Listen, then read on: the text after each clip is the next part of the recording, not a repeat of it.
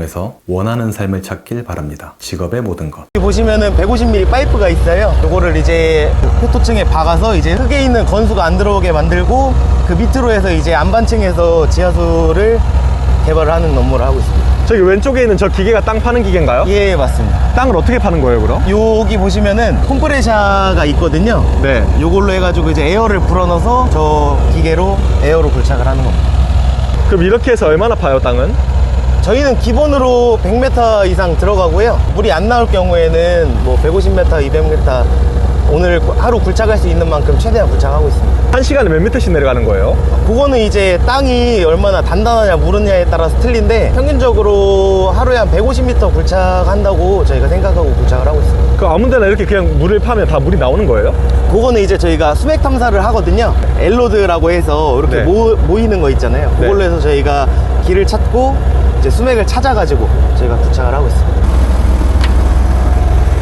이게 땅을 파는데 수평이 안 맞으면 어떻게 돼요? 그러면 이제 여기서는 뭐 1cm, 2cm 차이여도 바닥으로 100m 이상 내려가게 되면 차이가 많이 나기 때문에 수맥을 벗어날 수가 있거든요. 그래서 굴착하면서도 계속 수평을 보면서 개발을 해줘야 돼요.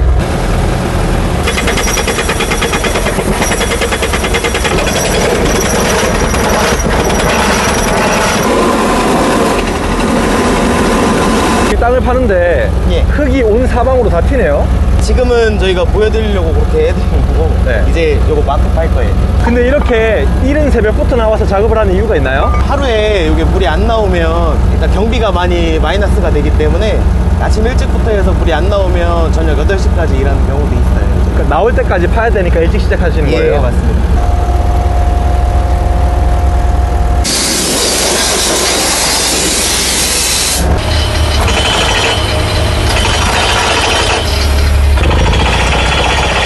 지금은 이제 그 1차 굴착 작업을 마치고 안에 들어있던 걸 다 빼고 이제 요 150mm 파이프를 다시 박을 거거든요. 파이프를 큰 걸로 바꿔 끼우는 건가요? 표토랑 건수를 막기 위해서 이 파이프를 받고 나서 그 안에서 이제 지하수를 개발하는 작업을 다시 할 거예요.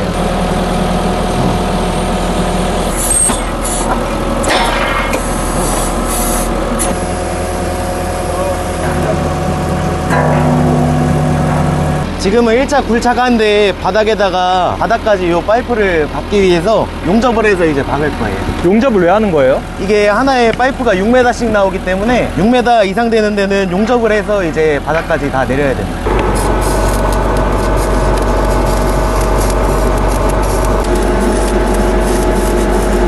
지금 하는 작업은 이제 요 파이프를 안만층에다가 정확하게 안착시키기 위해서 요 한마로 이제 때려가지고 파이프를 정확하게 박을 거예요.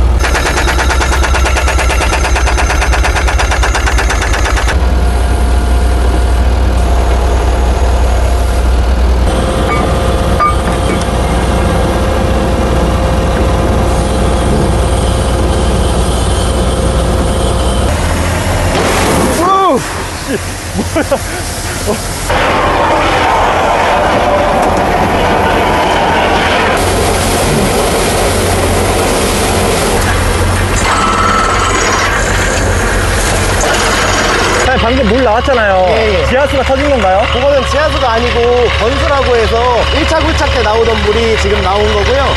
그 이후에 이제 물이 잠깐 나오다가 다시 물이 안 나왔잖아요. 그 방금 전에 나오던 물을 저희가 그 아까 그 150mm 파이프로 막고 나서 이제 다시 굴착을 하는 겁니다.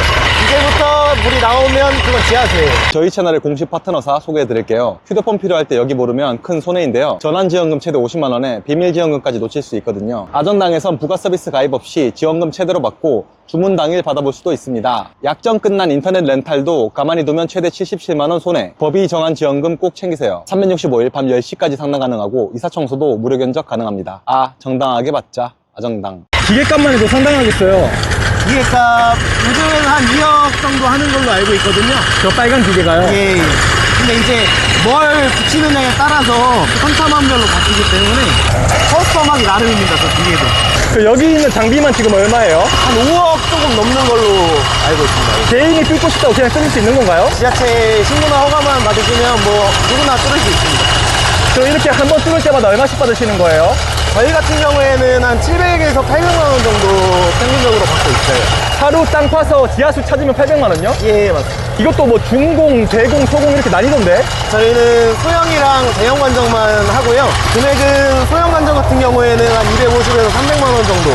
그리고 대공은 700에서 800만 원 정도인데 이제 지역에 따라서 어려운 지역이 있고 조금 쉬운 지역이 있거든요. 그럴 경우에 이제 단가가 조금씩은 차이가 나게 저희가 구상을 하고 있습니다. 그럼 어려운 지역은 어떤 게 어려워요? 지역마다 물이 어려운 지역이 있어요. 네. 그런 데 같은 경우에는 저희가 뭐 몇 번을 작업할지 모르기 때문에 어떻게 하느냐에 따라서 저희가 계약을 하고 물이 안 나오면 돈을 뭐 조금 받고 나온다든지 아니면 아예 단가를 좀 높여서 물이 안 나오면 그냥 돈을 안 받고 나온다든지 그거는 이제 계약하기 나름입니다. 돈을 안 받고 나오는 경우도 있어요? 지하수는 거의 대부분 그렇습니다. 성공보수기 때문에 네. 물이 안 나오면은 거의 대부분 돈을 받기 어렵다고 보시면 돼요. 근데 이 장비가 한번 출동하는데도 되게 비용이 많이 들 것 같거든요.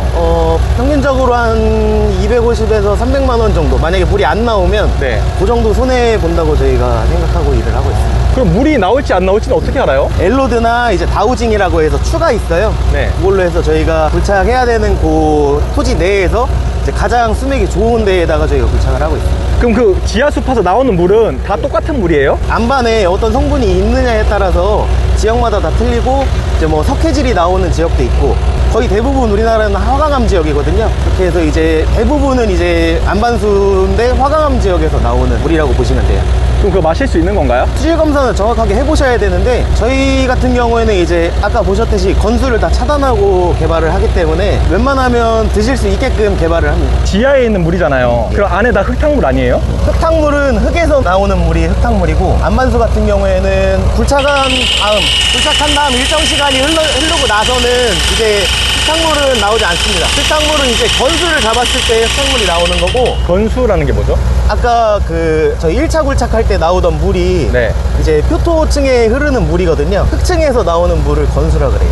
그럼 지하수는 흙탕물이 아닌 거예요? 지하수는 안반에서 나오는 안반수를 지하수라고 합니다. 그게 깨끗한 물이에요? 그렇죠. 지금 그 시중에서 사드시는 생수도 다 그렇게 저희랑 똑같이 그 작업을 한 지하수에서 채수를 해가지고 드시는 거고요. 저희도 생수 공장에서 개발한 심정이랑 똑같이 저희가 개발을 하고 있습니다. 안에 뭐 정수기 필터 같은 게 들어가는 거예요? 그건 아닙니다. 그냥 깨끗한 물이 나오는 거예요? 예, 맞습니다. 되게 신기하네.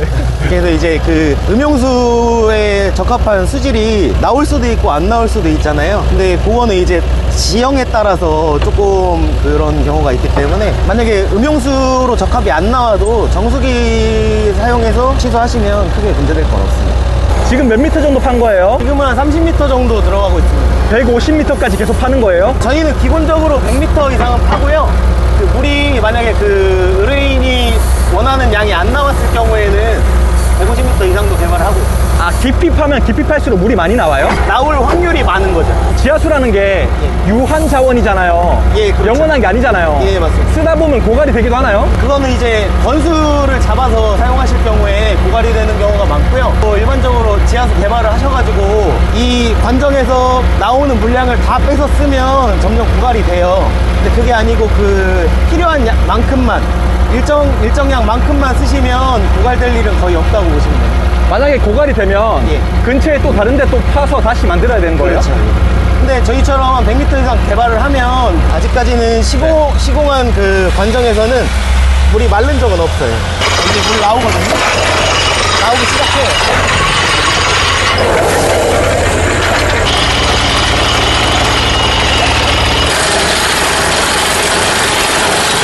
여기는 지금 물이 왜 이렇게 다 이런 색깔이에요? 안반이 화강암이기 때문에 화강암 지형이기 때문에 색깔이 이렇게 회색깔로 나오는 겁니다. 그러니까 아래에 있는 그 돌을 계속 이렇게 갈아내는 거예요? 그렇죠, 그렇죠.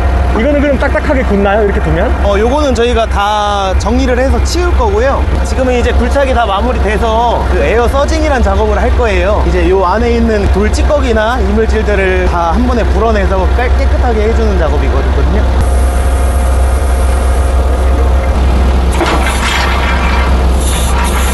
네, 지금 아침 8시부터 오후 3시까지 7시간을 계속 땅을 팠습니다. 이제 다 팠기 때문에 곧 있으면 물줄기가 올라온다고 하는데요. 그 물줄기 올라오는 걸 자세히 한번 보여봐 드리겠습니다.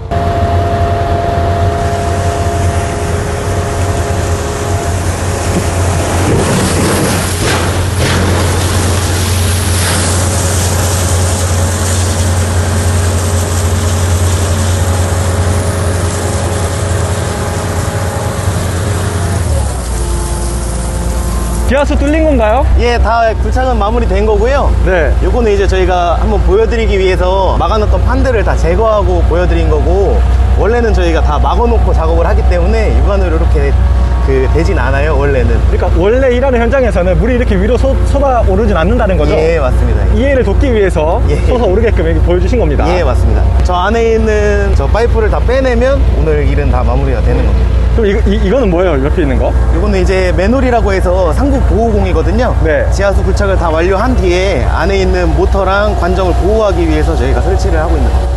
보통 그러면 이렇게 새벽부터 시작해서 되게 오랜 기간 계속 이렇게 땅을 파셨잖아요. 예, 맞습니다. 보통 이렇게 오랜 시간 동안 파나요? 오늘 한 6시간, 8시간 이렇게 파지 않았나요?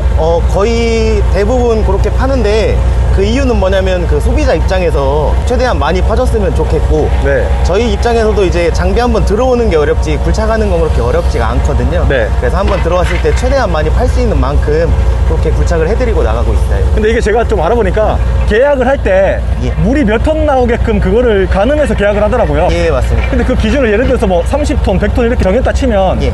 어느 지점에서 30톤이 나올지 50톤이 나올지 100톤이 나올지 어떻게 아는 거예요? 저희가 수맥을 보는데 이제 다우징이라고 해서 이런 추가 있어요. 네.